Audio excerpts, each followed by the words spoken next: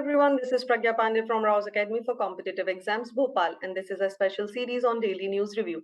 Before moving any further, do hit the like button and subscribe our channel so you don't miss any updates. Without wasting time, let's see what is in the news.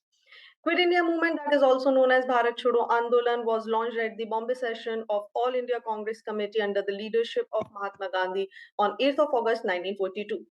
The reason behind the launch of this movement was the failure of Trisp mission. Do or die, this term was coined by the Yusuf Meher Ali, whereas Gandhiji gave the slogan do or die in his speech at the Gwaliwala Tank Maidan. Now, this Maidan is popularly known as Agast Kranti Maidan in Mumbai. Though the movement was suppressed by 1944, but it plays very important role in uniting the common people across the country against the British rule. Some of the very popular leaders who participated in Quit India movement are given below. Whereas Arna Asif Ali, also known as the Grand Old Lady of India, unfurled the Tiranga at Gwaliwala Tank Maidan in Bombay. The Indian Army carried out exercise Skylight to test the operational readiness of satellite system and personnel manning them. The exercise aimed in validating and showcasing the resilience of its communication capabilities in case terrestrial connectivities is disrupted in future conflicts. Recently, the researchers at the Council of Scientific and Industrial Research, Indian Institute of Petroleum, Dehradun, have identified a fungus that is capable of removing toxic and carcinogenic polycyclic aromatic hydrocarbons from the environment. Let's understand the key highlights of the study. Researchers have identified a white rot fungus called T. maxima, which has the potential to cause microbial degradation of pyrene. Growing on dead plants, the fungus causes pyrene degradation using a special enzyme. The fungus can cause microbial degradation, thereby improving the soil quality. Let's understand what is polycyclic aromatic hydrocarbons are. They are a class of chemicals that occurs naturally in coal, crude oil, and gasolines. They originate from burning coal, oil, gas, woods, garbage, tobacco, incomplete incineration of municipal waste, and biomass. They are also present among the pollutants, those are found in the soil. There are few examples of pH. Let's understand those one by one.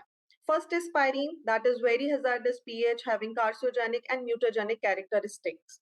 It gets lodged into the environmental materials like soil, water, and atmosphere, resulting in widespread environmental pollution. The second and the very common one is naphthalene.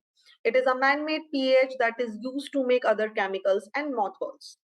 Let's understand how human can be exposed to the pH. People are usually exposed to the mixture of pH by breathing air contaminated with motor vehicle exhaust. Cigarette smoke, wood smoke, or fumes from asphalt roads are very common ways through which exposure occurs. Let's understand how human health can be affected with this pH. Though the indirect exposure to the low level of pH exposures are still unknown, but large amount of naphthalene in air can irritate eyes and breathing passages. Occupational skin exposure with liquid naphthalene and breathing its vapor may be very harmful. Workers have become sick with blood and liver related problems from a large amount of exposure. Some specific mixtures of pH are considered to be cancer-causing chemicals. IT giant Google, along with the Ministry of Culture, launches the project India Ki Udan. To commemorate the milestone India has achieved in the 75 years since it gained independence, the India Ki Udan also honors the India's accomplishment and is based on the idea of unwavering and undying spirit of India throughout these past 75 years. It aims to provide educational online content that will highlight the role that its inhabitants played in reshaping the country before and after independence.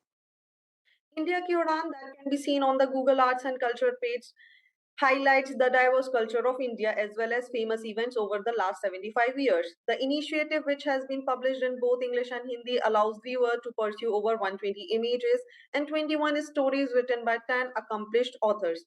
Through this program, individuals can learn about some of India's most notable historic movements, iconic figures, and proudest sporting and scientific accomplishment, as well as how Indian women continue to inspire people around the globe. For individuals in India and around the world, this commemorative collection will be enhanced with a specific fusion of archives and artwork. So, fresh round of talks with the officials from various countries over Iran's nuclear program started in Vienna to revive the 2015 nuclear deal, which is also known as the Joint Comprehensive Plan of Action. Let's understand what is in the deal.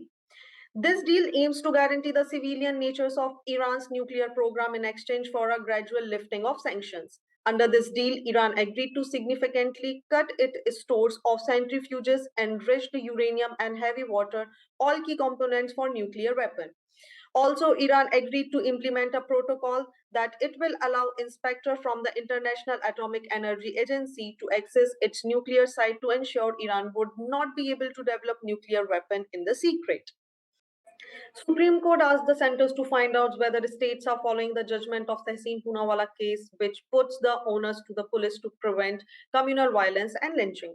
Let's understand what is mob lynching.